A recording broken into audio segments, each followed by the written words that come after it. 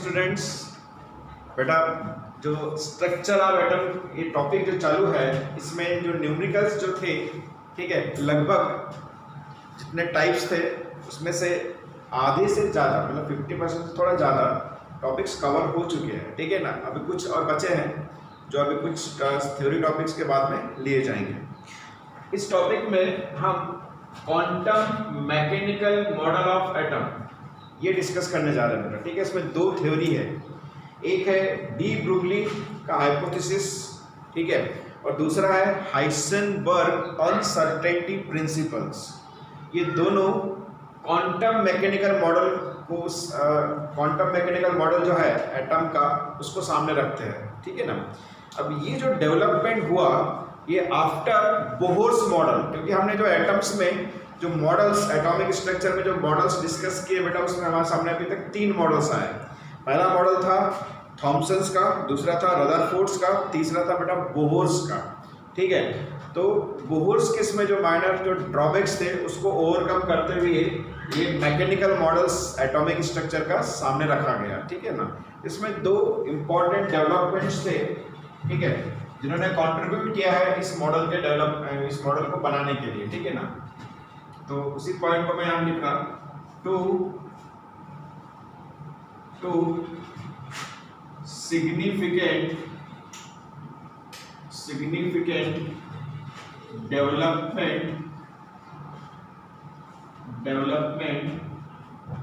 which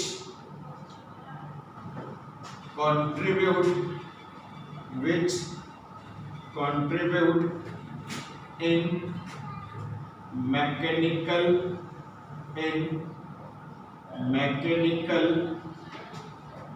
model of atom, ठीक है ना। Two significant development which contribute in mechanical models. तो कौन कौन से ऐसे डेवलपमेंट्स जो थी उसमें फर्स्ट नाम है डुअल नेचर ऑफ मैटर, ठीक है, मैटर का डुअल बिहेवियर, ठीक है, डुअल नेचर ऑफ मैटर, ठीक है। अब डुअल नेचर क्या है वो भी पढ़ेंगे हम अभी। और दूसरा जो था बेटा हाइसेनबर्ग अनसर्टेनिटी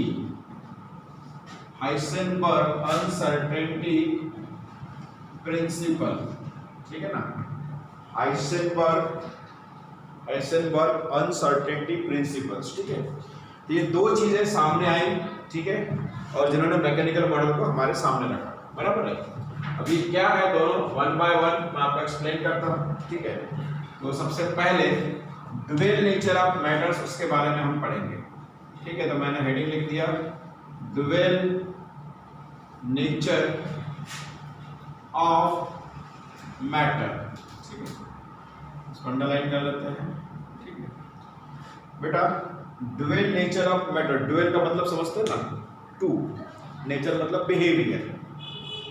आइंस्टाइन का ये मानना था, आइंस्टाइन ने सजेस्ट किया था कि ये जो लाइट है ये बिहेव करती है 2 टाइप से, एक पार्टिकल लाइक एंड एक वेव लाइक, ठीक है। ये दोनों बिहेवियर लाइट शो करता है, ऐसा आइंस्टाइन ने सजेस्ट किया था। उसके बाद में 1924 के आसपास डी ब्रुगली जो था इसने भी सजेस्ट किया कि भी हाँ, ठीक है, तो ये जो मैटर है ये 2 टाइप से बिहेव करते हैं, एक पार्टिकल लाइक एंड एक वेव लाइक, ठीक है ना। उसका ये भी मानना था कि जितने भी माइक्रोस्कोपिक पार्टिकल्स हैं, ठीक है, सब बराबर है। माइक्रोस्कोपिक पार्टिकल्स में protons, neutrons, electrons, atoms, molecules, जब, ठीक है ना, ये सभी पार्टिकल्स ड्यूअल बिहेवियर करते हैं, ठीक है ना, जब ये मोशन में होते हैं, ठीक है ना। और उसी के बेसिस पर उसने अपना स्टेटमेंट लॉन्च किया था, ठीक है। तो यहाँ पे लिखते हैं, ठीक है, पहले लिखेंगे बेटा आइंस्टाइन के हिसाब से, ठीक है। तो according to Einstein,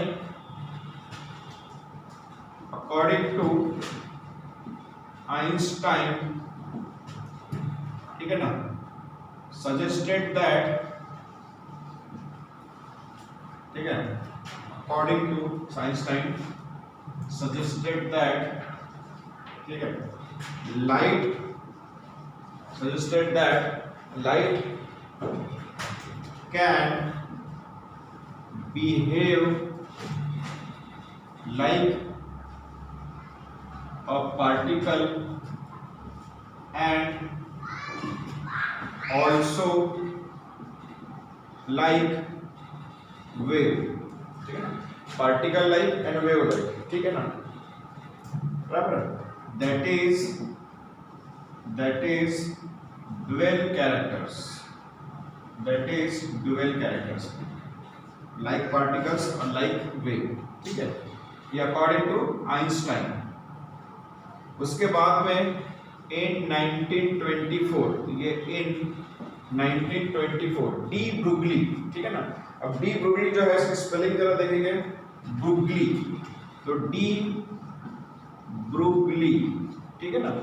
also suggested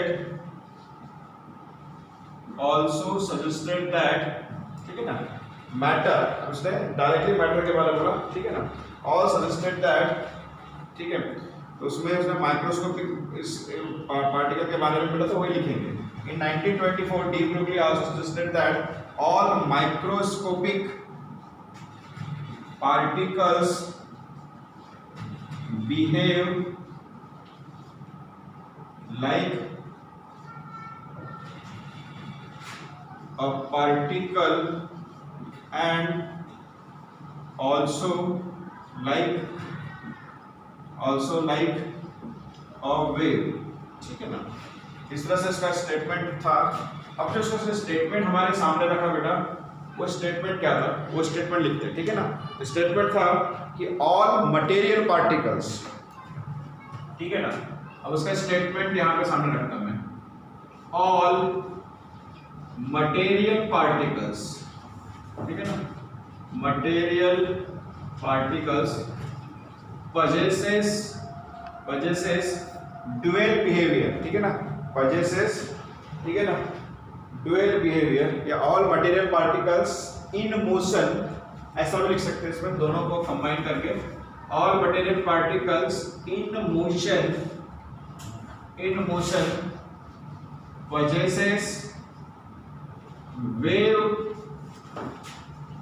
characteristics, ठीक है ना। अब देखो इसमें दोनों चीजें आ गई, उसने ये भी बता दिया कि मटेरियल नेचर के हैं पार्टिकल्स और वेव कैरेक्टरिस्टिक पे बिहेव करते हैं, मतलब दोनों इसमें आ गया, ठीक है। ये था बेटा उसका statement, all material particles in motion, मतलब कोई भी पार्टिकल अगर मोशन में है, ठीक है ना, तो समझ लेना वो वेव के समान बिहेव करेगी। तो पार्टिकल मटेरियल नेचर का ऑलरेडी है, लेकिन जब वो मोशन में है तो वेव के लाइक बिहेव करेगी, मतलब वेव कैरेक्टरिस्टिक बिहेव करेगी, मतलब एग्जिबिट करेगी। और वेव का कैरेक्टरिस्टिक मतलब लैम्बडा, मतलब wavelength, frequency, velocity, wave numbers, उसके बाद में एम्पलीट्यूड, ये जितने भी कैरेक्टरिस्टिक्स है वो सब कुछ उसमें आपको दिखेंगे, मतलब ठीक है, शो करेंगे। इस तरह से बेटा ये इसका स्टेटमेंट सामने आता है, ठीक है ना। अब हम इसका मैथमेटिकल फॉर्म में कन्वर्ट करते हैं, ठीक है ना। ये जो रिलेशन है मैथमेटिकली उसने कैसे एक्सप्रेस किया था, ठीक है ना। तो रिलेशन है lambda equal to h upon mv, ठीक है ना। इस प्रकार इसका मैथमेटिकल फॉर्म सामने आता है, ठीक है ना। तो h मतलब प्लैंक्स कांस्टेंट, ठीक है। तो यहाँ पे लैम्बडा मतलब वेवलेंथ ऑफ वेव, ठीक है ना। h मतलब प्लैंक्स कांस्टेंट, ठीक है ना। m मतलब मास ऑफ द पार्टिकल्स, ठीक है ना। v मतलब वेलोसिटी ऑफ द पार्टिकल्स, ठीक है ना। तो ये इस तरह से बराबर है, ठीक है। अब इसमें बेटा यहाँ पे ये जो mv है, मास इनटू वेलोसिटी, ये रिप्रेजेंट करता है बेटा मोमेंटम को। तो therefore lambda equal to h by p, ये भी आ जाएगा। तो where p is the momentum of the particles, ठीक है ना। इस तरह से ये मैथमेटिकल फॉर्म, ठीक है, हमारे सामने आता है, ठीक है। अब इसमें इस पर्टिकुलर फॉर्म में, ठीक है बेटा, जो भी वेव, ठीक है, इस पर्टिकुलर फॉर्म को एग्जिबिट करती है, मतलब शो करती है या फिर उसको फुलफिल करती है, ठीक है ना, उससे हम मटेरियल वेव्स या फिर डी ब्रुगली वेव्स भी कह सकते हैं, ठीक है ना। तो यहाँ पे उसका एक स्टेटमेंट यहाँ पे फिलअप कर देते हैं, ठीक है ना, जितने भी है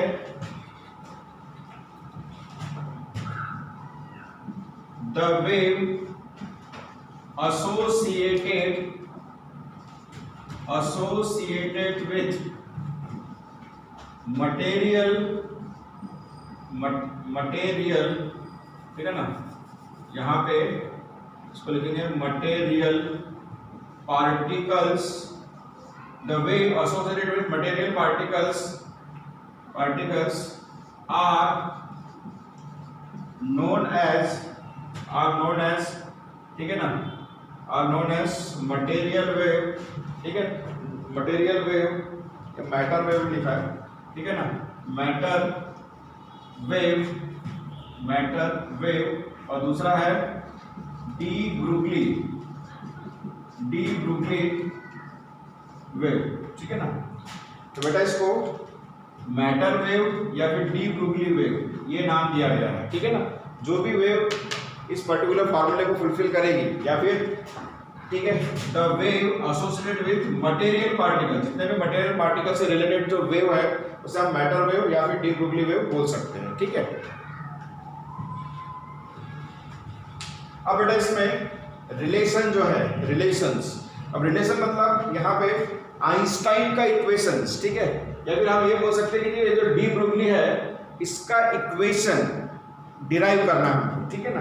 तो ये जो डेरिवेशन है, बराबर है, ये जो डेरिवेशन आया है, ये जो मैथमेटिकल फॉर्म आया है, ये किस तरह से आया है, ठीक है ना, इसका डेरिवेशन हमें यहाँ पे देखना है, ठीक है। तो देखते हैं इसके बाद में, ठीक है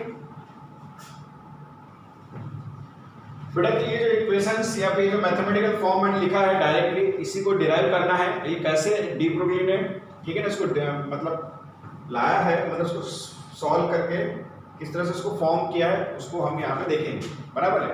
तो ये जो है इसे हम यहाँ पे इस तरह से लिखते हैं कि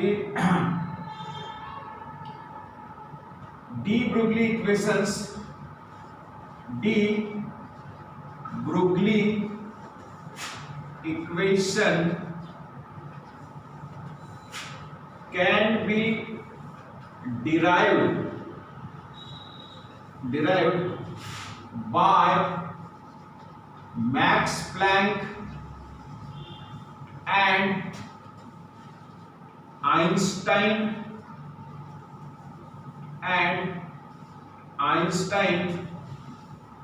relations, ठीक है ना। मतलब ये जो डी ब्रुगली का जो इक्वेशन है, डी ब्रुगली वाला जो इक्वेशन है वो कहां से आया बेटा, मैक्स प्लैंक और आइंस्टाइन का जो रिलेशंस है, ठीक है ना, उसका जो रिलेशंस यहाँ पे, ठीक है, उस बेसिस पर ये डिराइव किया गया है। अब यहाँ पे सबसे पहला पॉइंट, ठीक है ना, अकॉर्डिंग टू आइंस्टाइन, ठीक है, तो जो रिलेशन है एनर्जी का, बराबर है, इसका रिलेशन है बेटा E = mc², ठीक है ना। इसको देंगे हम इक्वेशन नंबर 1, ठीक है। तो यहाँ पे बेसिकली फोटोन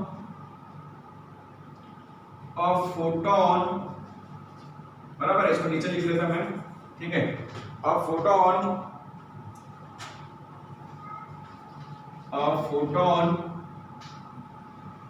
ऑफ लाइट, ठीक है ना, फोटोन ऑफ लाइट, ठीक है, इसके पर हम लोग पढ़े थे याद है, क्वांटम, जो प्लैंक्स क्वांटम थ्योरी में पढ़ा था, ठीक है। जो एनर्जी जो रेडिएट होती है बेटा वो बंडल्स में होती है और लाइट के फॉर्म में उसको हम क्या बोलते हैं, फोटॉन्स, ठीक है ना।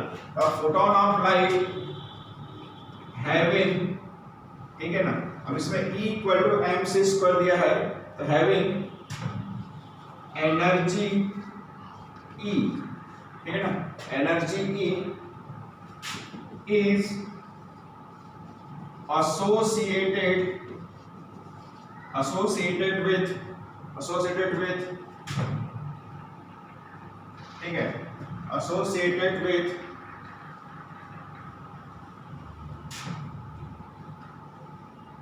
इसमें मास और ये वेलोसिटी दोनों दिया हुआ है, E इक्वल टू mc², ठीक है।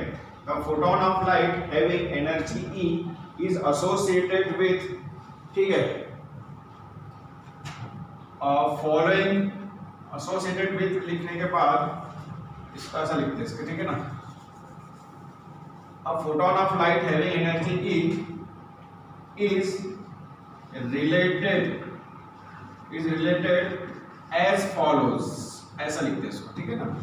इस तरह से आइंस्टाइन का इक्वेशंस। उसके बाद है बेटा अकॉर्डिंग टू प्लैंक्स, ठीक है ना। तो प्लैंक्स का जो रिलेशन था वो कहता था E equal to H nu, ये प्लैंक्स क्वांटम थ्योरी में अपन ने पढ़ा है, ठीक है ना। तो इस तरह से यहाँ पे अभी दोनों को बेटा दोनों E इक्वल टू है तो हम यहाँ पे कंबाइनिंग कर सकते हैं, तो by combining equation 1 and equation 2, ठीक है ना। अब दोनों E इक्वल टू है, इस वजह से हम उसको इक्वेट कर सकते हैं। कंबाइनिंग की जगह पर हम यहाँ पे इक्वेटिंग पे लिख सकते हैं बेटा, ये अच्छा रहेगा इक्वेटिंग, क्योंकि दोनों, ठीक है, एक साइड दोनों का सिमिलर है। ये क्या हो जाएगा बेटा H new equal to mc², ऐसा हो गया। अब इसमें हम but c equal to lambda into nu, ये अपने को पता है, ठीक है ना। अब यहाँ पे जो न्यू है बेटा उसको हमको रिप्लेस करना है, तो c by lambda equal to nu. अब न्यू के जगह पर c बाय लैम्बडा पुट कर दो, therefore h c by lambda equal to mc², बराबर। अब इसमें c बेटा यहाँ का एक c और यहाँ का एक c कट गया, एक c बचेगा इधर, ये हो जाएगा h lambda equal to mc, बराबर। तो बेटा इसमें लैम्बडा किधर लेके आ जाओ, उसको इधर लेके आ जाओ, therefore lambda equal to h upon mc, ठीक है ना। देखो वही है। अब लेकिन बेटा यहाँ पे c लिखा और यहाँ पे v लिखा है, तो डिफरेंस क्या हो गया है, यहाँ का जो c है बेटा वो लाइट से रिलेटेड है, क्योंकि मैंने यहाँ पे फोटोन ऑफ लाइट्स कंसीडर किया है, लेकिन बाकी के जो पार्टिकल्स रहेंगे उसमें c को हटा के मुझे क्या लिखना पड़ेगा, v लिखना पड़ेगा, ठीक है। तो इसी को लिखते हैं, इसी को हम थोड़ा सा चेंज करके लिखते हैं, for wavelength of material particles क्या हो जाएगा बेटा, lambda equal to h upon mv, ऐसा हो जाएगा, ठीक है ना, बराबर है। तो ये जो आया इसे कहा जाता है डी ब्रुगली इक्वेशंस, ठीक है ना। वैसे मैंने सबसे टॉप पर ही लिख दिया है कि भाई डी ब्रुगली इक्वेशन हम डिराइव कर रहे हैं, ठीक है ना। तो यहाँ पर लिख देंगे हम this is D Broglie equations, ठीक है ना, बराबर है। चलो थोड़ा सा फिर इसके बाद में थोड़ा सा टॉपिक रह गया है, इसको देख लेते हैं, ठीक है। अपने जो एक्सप्रेशन आया de Broglie equation, lambda equal to h upon mv, बराबर है। अब इसी में थोड़ा सा इसी को, ठीक है ना, तो रिलेशन क्या है बेटा, lambda equal to h upon mv, बराबर है, ठीक है। लेकिन हमें मालूम है but m into v is nothing but p, और p बेसिकली क्या है बेटा, मोमेंटम, ठीक है ना, मोमेंटम, बराबर। ये पार्टिकल का मास है, पार्टिकल की वेलोसिटी, इसको अगर पुट कर दिया तो therefore lambda equal to h upon p, ये आ गया। अब इसमें जो h है बेटा इसे कहा जाता है प्लैंक्स कांस्टेंट, मतलब ये वैल्यू फिक्स है, इसका मतलब therefore lambda equal to 1/p, मतलब इक्वल टू नहीं, प्रोपोर्शनल, जबकि अगर कांस्टेंट मैंने हटा दिया तो प्रोपोर्शनल का साइन यूज करना पड़ेगा। ये जो आया इसका मतलब क्या है बेटा कि वेवलेंथ जो है पार्टिकल्स की वो क्या है, इनवर्सली प्रोपोर्शनल है किसके साथ, मोमेंटम के साथ, ठीक है ना। अब इसी रिलेशन को कहा जाता है दिस इज डी ब्रुगली रिलेशन, ठीक है ना। तो यहाँ पे जाके बेटा ये टॉपिक एंड होता है डी ब्रुगली, बराबर। अब इसमें सबसे इंपॉर्टेंट चीज है कि एग्जांपल देना चाहता हूँ मैं आपको कि भी ये जो स्टेटमेंट दिया था कि भाई all material particles when in motion it possess wave characteristics, बेटा इसका एक सबसे लाइव और जो आपने देखा होगा आपने अगर न्यूज़ चैनल्स देखे होंगे, ठीक है ना, तो कुछ कुछ न्यूज़ चैनल में जो वेल नोन है, जैसे एबीपी न्यूज़ है, बाकी का जो, ठीक है ना, आज तक वगैरह है, इसमें बेटा जो न्यूज़ एंकर्स बैठ के जब न्यूज़ देते हैं, ठीक है ना, न्यूज़ रूम में, तो कभी कभी वो मरीन ड्राइव या किसी चौक का एक सीन पर्दे बैक साइड में ये होते रहता है, ठीक है ना, उसको रिले करते हो, बैक साइड में उसको दिखाते रहते हैं।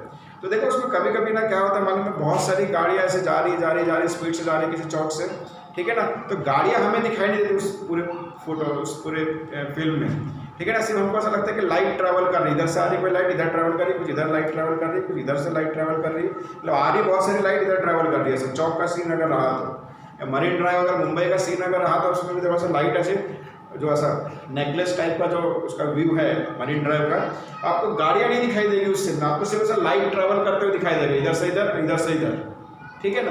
तो ये एक्चुअल में है क्या, गाड़ियाँ तो है, मटेरियल नेचर में है, ठीक है ना, बराबर है, लेकिन वो स्पीड इतनी ज़्यादा है, उनकी गाड़ी की भी स्पीड ज़्यादा है, और जिससे रिकॉर्डिंग हो रही है बेटा उसकी भी स्पीड वो फास्ट कर देते हैं, तो हमें सिर्फ गाड़ी दिखाई नहीं देती, हमें सिर्फ वो एक वेव के फॉर्म में दिखाई देता है, ठीक है ना, एक लाइट वेव के रूप में दिखाई देता है अपने को ट्रैवल होते हुए, ठीक है ना। तो ये भी एक एग्जाम्पल उसमें हम देख सकते हैं, ठीक है ना। ये बहुत बड़ा एग्जाम्पल बता दिया मैंने, ठीक है, ये तो बेसिकली माइक्रोस्कोपिक पार्टिकल्स की बात कर रहे हैं, ठीक है, मैंने तो आपको मेगास्कोपिक बता दिया, ठीक है ना, माइक्रोस्कोपिक की जगह पर मेगास्कोपिक, जिसको हम नेकेड आई से देख सकते हैं, ठीक है। तो ये रिलेशन के बाद अब इसमें एक दूसरा जो एस्पेक्ट्स है हाइसेनबर्ग वाला, वो वाला एक पॉइंट उसको देखते हैं, ठीक है।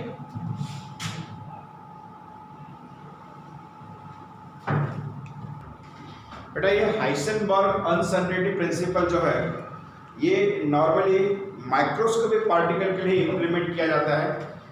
इस पर्टिकुलर प्रिंसिपल में इसका जो स्टेटमेंट है, ये क्या कहता है कि भी इट इज नॉट पॉसिबल, क्या पॉसिबल नहीं है, ठीक है, किसी भी माइक्रोस्कोपिक पार्टिकल की पोजीशन जब वो मोशन में हो उस समय उसकी पोजीशन और उसका मोमेंटम एब्सोल्यूट एक्यूरेसी के साथ कैलकुलेट करना या मेजर करना पॉसिबल नहीं है, ठीक है। क्या बोलता है स्टेटमेंट, मैं लिखता हूँ पहले, ठीक है, उसके बाद उसको डिस्कस करते हैं, ठीक है। तो बेटा हमने यहाँ पे हेडिंग लिख दिया हाइसेनबर्ग, ठीक है ना, अनसर्टेनिटी प्रिंसिपल्स, ठीक है ना, अनसर्टेनिटी प्रिंसिपल्स, ठीक है, हाइसेनबर्ग अनसर्टेनिटी प्रिंसिपल्स, ठीक। स्टेटमेंट क्या बोलता है इसका, ठीक है, स्टेटमेंट बोलता है it is not possible to measure, it is not possible to measure simultaneously, ठीक है ना, simultaneously the position and momentum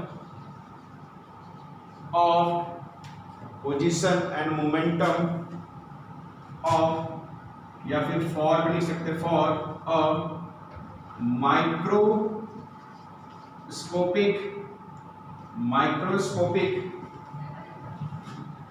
particles with absolute